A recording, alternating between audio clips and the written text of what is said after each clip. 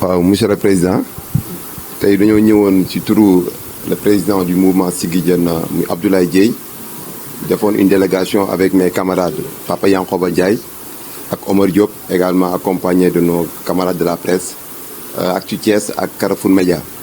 ñu ñëwoon nag ci turu président Abdoulaye Dièye mu Siggi Jotna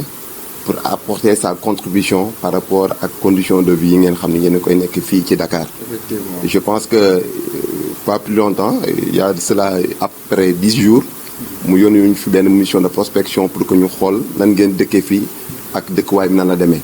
bi ñu fi jógee nag ñëw saafonte ak yéen waxtaan ak yéen ngeen xamal ñu seen i jafe-jafe xamal ñu aussi les conditions précaires yi ngeen xam ne les étudiants thiessois ñu ngi koy dund fii au niveau de l'immeuble bi nekk fii Grand Dakar. bi ñu demee rendre ko compte on lui a rendu compte fidèlement président n'a pas été insensible par rapport à votre préoccupation mu gisoon que ni loolu kat vraiment bi ma ko rendre compte wax ko seen situation ak fii ni mu demee ak dëkkuwaay bi mu ne il va faire comme d'habitude comme li nga xam ni mooy sacerdoce am engagement citoyen boobu nga xam ne jël nga ko ci dëkkam mooy il va apporter sa contribution di ko fàttali rek comme Thiessois yëpp ni ñu ko xamee d'ailleurs que ni Siggi c'est un mouvement citoyen boo xam ne li ko tax a jóg mooy lépp lu ñu gis dans tous les fonds de la vie sociale dans tous les compartiments yi nga xam ne moom la vie sociale composé na ko lépp loo xam ne mën nañ cee dugal suñu loxo pour jëmale Thiès kanam pour soqaliwaat ndawu Thiès pour jàppalewaat Thiessois yi duñ ci xaar ma Samba duñ ci xaar ma Demba président Abdoulaye Dièye daf koy def ci poosu boppam. kooku nag mooy vraiment un engagement boo xam ne daf ko jël par rapport à sa cité. Je pense que ni servir sa cité c'est la station la plus élevée de la seigneurie. C'est ça être seigneurial, c'est de se mettre au service des gens. bi ñu ko waxee situation bi mu ni woon dina jàppale les étudiants dina ci dugal loxoom lépp lu mu ci man aussi tamit par rapport aux autorités compétentes fi ñu ko war a jooytoo moom dina leen fa nekkal seen porteur de voix comme ça kàddoom tey jii àgg na foo xam ni fu mu waxee ñu dégg ko ñi nga xam ne les autorités compétentes dañ ko jooytu ci ñoom. encore une fois rek di appeler aux autorités thiessoises à nos maires yi nga xam ne ñoo nekk dans les différentes communes ak aussi le maire de la ville de Thiès que les étudiants thiessois en ont besoin de votre aide. Il faut que nag autorités yi nga xam ne ñoo nekk Thiès ñu ñëw en appoint ñëw en soutien par rapport aux conditions de vie yi nga xam ne étudiants yi nekk na ko. Siggi li ko tax a jug comme ni ma ko waxee tout à l'heure mooy que ñun am na ci loo xam ne duñ ci xaarati ma Samba duñ ci xaarati ma Demba même si bu fekkee nekku suñuy prérogative wala nekku suñu dimension de compétence yi nga xam ne war nañ cee agir li nga xam ne ñun mën nañ ko cee def en tant que mouvement citoyen en tant que une participation par rapport à notre cité mu nekk un devoir boo xam ni c'est un citoyen qui l'a fait le président Abdoulaye Dièye du mouvement Siggi Jotna loolu nag encore une fois aussi nous appelons à nos autorités ñu ñëw teg leen loxo parce que lii nii dañ ko war a inclure ñoom seen budget je pense que ni waruñoo seetaan ville bu mel ni Thiès jigee trop capitale bi yeneen dëkk yi nga xam ne ñu ngi sax ba Fongolimbi seen étudiants yi nekk en bonne condition Thiès seen étudiants yi nekk dans des conditions pareilles pour man gàcce la sur autorité thiessoise yi nga xam ne tey jii nii ñoom ñoo yor ndombal tànk yi. Bon en tant que frère nag c'est pas le politique qui vous parle mais c'est juste un frère qui vous parle parce que j'ai dévoré cette vie vraiment j'ai parcouru cette vie estudiantine et je sais que ni vraiment les conditions ne sont pas tellement agréables à vivre mais aussi di leen wax rek que ni je pense que ni seen capacité d'analyse seen sens de réflexion war na leen a pousser à ce que ngeen amaat beneen vision wala beneen taxawaay par rapport à votre ville parce que instant yi nii war ngeen a jël seen propre destin en main war ngeen a xool ñi nga xam ne tey jii bu seen bët xonkee ñu ñëw kat ak lu néew lu ñu yore bokk ko ak yéen taxaw ko ak yéen ànd ak yéen ëllëg am na beneen taxawaay wala beneen jàppale boo xam ne yaakaar naa ni war na ci ñoom par rapport ak ñi nga xam ne tey jii da ngeen a jël jumtukaay yépp jox leen ko ñoom ñu détenir ko war a agir war cee def te waruñ cee xaar sax ñoom à ce que yéen ngeen leen di solliciter parce que seen devoir la mais nag xëy na li ñuy wax nit ñëpp yamuñu et que ñoom bu ñu xamul seen devoir ñun en tant qu'un citoyen lambda du tere ñun li ñu warloog suñu ville ñu koy def ce geste là le président Abdoulaye Dièye l'a fait de manière désintéressée je pense que ni bu doon politique ou bien propagande moom moo ko tax a jóg moom ci boppam mooy déplacé wu ak délégation am ñëw fii nii bëgg a gis leen ma mais bi ñu ko waxee il n'a pas voulu même se déplacer c'est un geste boo xam ni il l'a fait comme ça il nous a délégué à venir vous rendre ces denrées-là. Et cette enveloppe financière à hauteur de 200 000 francs, c'est la participation du président Abdoulaye Dièye et du mouvement Siggi Jotna pour les conditions de vie yi nga xam ni les étudiants thiessois ñu ngi koy dund fii. Ñun nag ñu ngi renouveler aussi sunu engagement par rapport à notre ville, par rapport à Thiès. L'amour là, cet engagement-là que nous avons par rapport à notre ville dara du ko dindi parce que amuñu lu ëpp Thiès. Président Abdoulaye Dièye daf koy wax souvent que ni moom du xaar lan la ko dëkk bi defal mais moom toujours day agir pour defal dëkk bi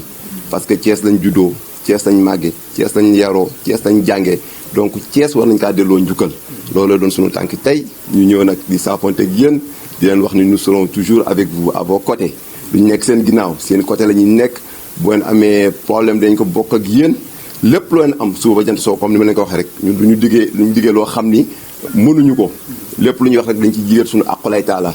ba ñuy commencé politique ñu naan politique ku mënta wax ku dul wax dëgg doo ko def wala politique ku dul naxe doo ko def yaakaar naa Siggi tey jii nii am na tur ci Thiès te nag un langage de vérité moom moo ko jox te nag lépp loo xam ni li nga xam ni mooy suñu politique dañ ciy jiital suñu aqulay taala lépp luñ ci man dañ ko def fépp fu ñu ko mën a jooytoo dañ ko encore une fois di ko jooytu dans toutes les instances yi nga xam ni mooy au niveau des mairies communes au niveau de la mairie ville et même au niveau du conseil départemental parce que je pense que cette coordination là ça regroupe tous les étudiants yi nga xam ne ñu ngi ci ville bi y compris ay étudiants yoo xam ne parfois di nga leen héberger sax ci département bi la ñuy dëkk donc képp kuy autorité thiessoise aussi ñu ngi lay lancer un appel à venir en appoint soutenir nos frères et sœurs qui sont ici au niveau de l'immeuble des Thiessois ici à Grand Dakar.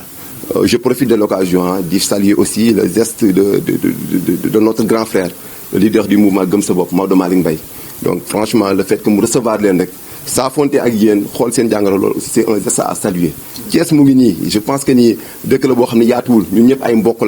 lañ jàppalante rek dimbalante def sa yàlla tax te je pense que ni incha allah rabbi ca kaw ca kanam incha allah les étudiants thiessois vont relever le défi. Je pense que en voyant ces étudiants là xam nañ ni il y a de la relève. C'est la crème, vraiment. Il faut les appuyer, il faut les encourager à persévérer dans ce sens-là pour qu'ensemble nous puissions bâtir une cité plus rayonnante et rendre à Thiès son lustre d'antan. Doudou Sonko, président de la coordination des étudiants thiessois. te ku wax coordination des étudiants thiessois yaakaar naa ne ku nekk xam na dayoo bi mu am parce que ñëpp xam nañ ne coordination bi héritage la boo xamante ne dañu ko légué suñu anciens yi ñoo ñu ko légué. Donc mu doon loo xamante ne vraiment ñun suñu devoir mooy protéger ko essayer ko rendre plus commode pour la génération future. Donc coordination bi taxawaayam nag ñëpp xam nañ ko mission mooy que ni fexe ba étudiants yi nekk à l'abri du besoin sur le plan social et pédagogique et sur tous les autres plans. mu mel ni na nag tey jii nii coordination mooy ambassade Thiès mën naa ne mooy Thiès moo représenté Thiès fii nii Dakar surtout biir université yàlla def nag vraiment mu ngi doon commencé woon sooxee parce que sentiruñu woon bu baax ñi si war a jàpp si vraiment ñëpp xam nañ ne tey ji coordination bi ay at a ngi nii amuñu subvention xamuñu nag ba léegi lan moo tax li ñu si war a def nañ ko xam nga essayer de se faire voir de se faire entendre wàcc nañ Thiès jooy nañ si wax ne mais boobu ba léegi aussi tamit amul yaa aucune réaction au niveau des autorités yi nga xam ne ñu ngi nekk Thiès mais nag dañuy sant yàlla bi nga xamante ne si biir ñooñu am na si ñenn ñoo xamante ne ñu yàlla baaxal lañ ñoo xamante ne vraiment xam nañ dayoo étudiant ñoo xamante ne vraiment dañuy def te yàlla tax si ñooñu mën nañ ci lim ku si mel ni président Abdoulaye Dièye daanaka tey jii nii moom moo waral lii mu ñëwoon fi nag bu yàggul dara yebal fi benn mission de prospection ki nga xamante ne mooy Massayer vraiment ñu koy delloo njukkal bu baax a baax tey jii si engagement bi nga xamante ne am na ko derrière le président mooy wax rek que ne mooy tubaab day faral di wax ne l'engagement doit s'accommoder de l'éthique de la morale et de la loyauté te donc loolu ñu gis ko si moom vraiment aussi ñu ñëw fi ñu dalal leen waxtaan ak étudiants yi xool situation bu metti bi bu macabre bi nga xamante ni étudiants yi ñu ngi koy dund ñu dem rendre fidèlement ki nga xam ne mooy président Abdoulaye Dièye ba tey yaakaar naa ne vraiment loolu moo jur lii nii mu ñëw fi nag vraiment indi ay denrées alimentaires vraiment donc lii nii nekk loo xamante ne lu ñu yittewoo la te bu weesoo loolu aussi tamit mu jox ñu une enveloppe boo xamante ne tey jii nii c'est à hauteur de 200 000 francs pour participation am tey jii ci situation yi nga xamante ne ñu ngi ciy dund kon mënuñu def lu dul sant ko gërëm ko ba pare delloo ko njukkal. Vraiment duñ def lu dul magnifier geste bi mu def nii parce que tamit nee nañ la façon de donner vaut mieux ce que l'on donne tey jii nii ni mu ñu ko joxee tey jii ak fi mu ñu ko joxee tamit surtout contexte bi moo am solo yaakaar naa ne nag ku ne Abdoulaye Dièye jaar-jaaram ak étudiants yi ñëpp xam nañ ko lii nii nekkul loo xam ne première action la bu muy def à l'endroit des étudiants parce que tey jii nii ki ko wax la bëgg président Abdoulaye Dièye bu ñu fàttalikoo ñëw c'est la deuxième édition bi nga xamante ne muy mois de Ramadan bi mu ñëw fi def fi yu mel nii lu gën a sax yaatu lii mën nañu wax nii loo xamante ne amaana soo ko doon natt ci ay valeur ça mën yegg na sax daanaka ay